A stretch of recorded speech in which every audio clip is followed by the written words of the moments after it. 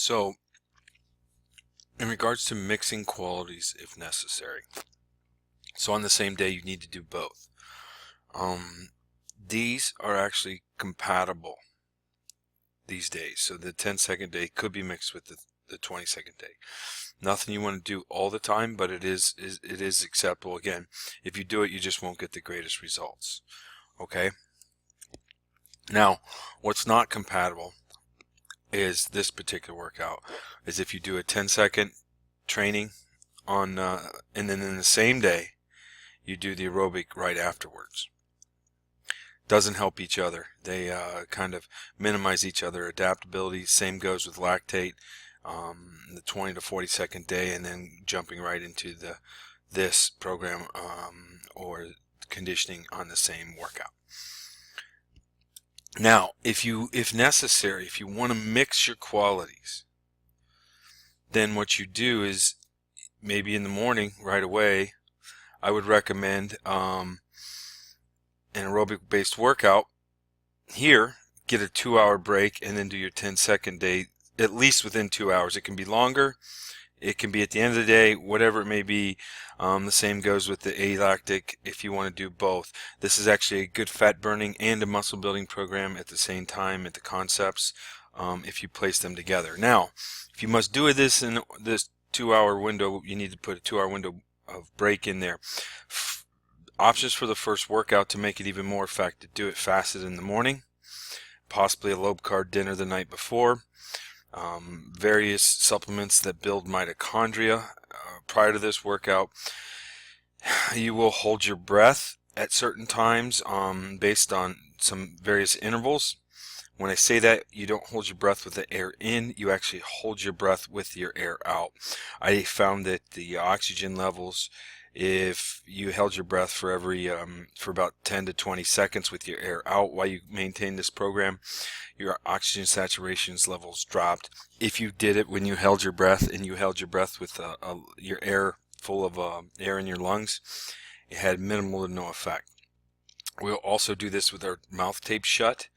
Okay, and we will take a little fat in prior to this workout along with mitochondria building supplements and some amino acids. Then what we do is we wait 2 hours, and after 2 hours we'll get a shake in, a post-workout shake.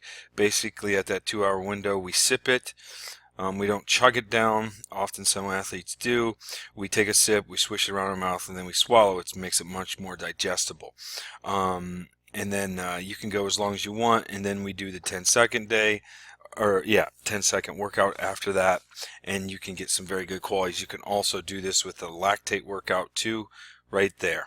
So now, one of the reasons you saw some of those results that you did was obviously this, but here's how we integrated the super maximal methods, and going to be in Triphasic 2 that we speak about, was with the single leg safety bar squat.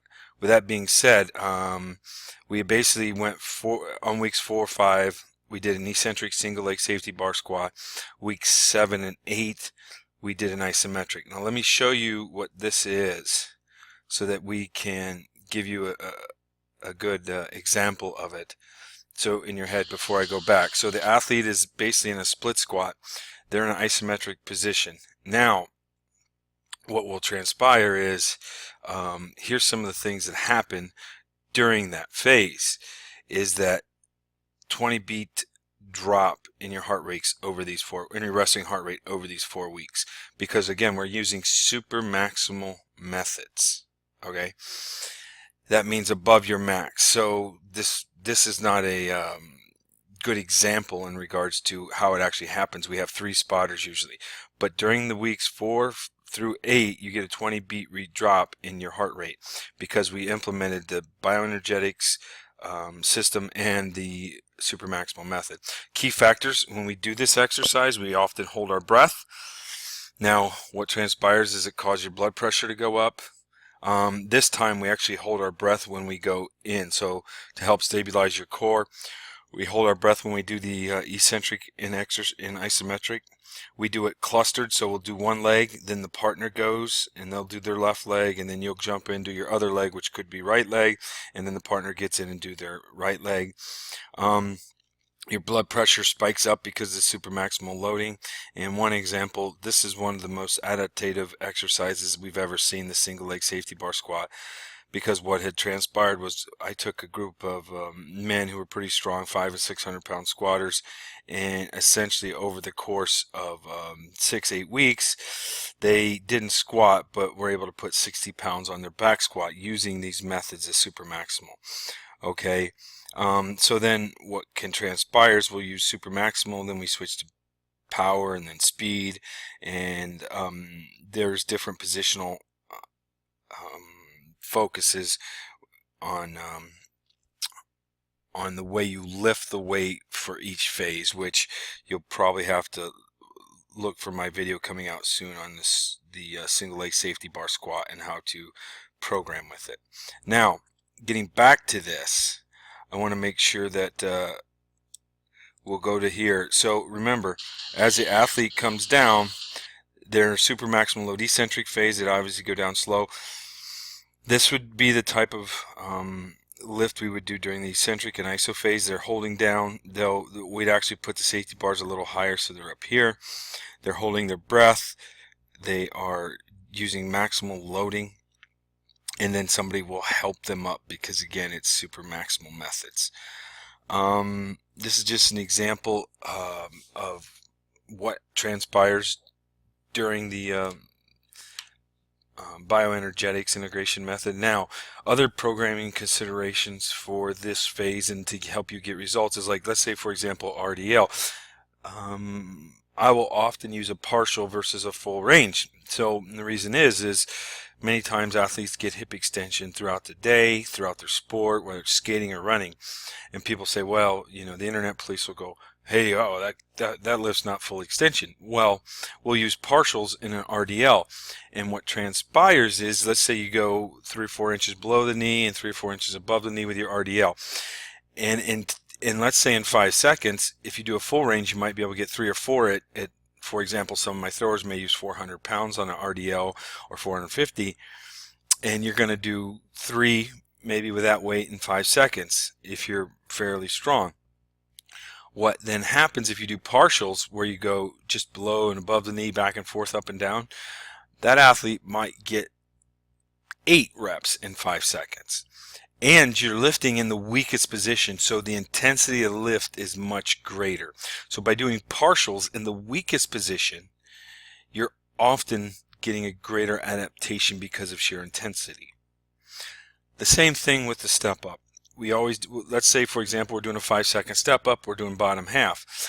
One of the keys to this secret to this exercise is, and I rarely share this stuff, even with some of the people that work with me, but if you use a slight touch, use the leg that's just stepping down on the ground and going to remain basically straight, barely touch the ground and go back up, because you want to keep the tension in the leg that's doing the exercise by moving up and down, and is doing the full amount of work, so you don't release the tension out of it over the 5 seconds, or if it's a 10-second day, and that gets pretty taxing. So again, you'll barely touch with the toe, but keep tension in the leg that's up on the squat. This is why this is just something to consider with the 10-second day. Don't be afraid of partial range of motions when developing this bioenergetic system. Okay, now what the bioenergetics integration dynamics again will help you develop an athlete in various systems across the body. It's the most advanced results I've seen to date in regards to system adaptations.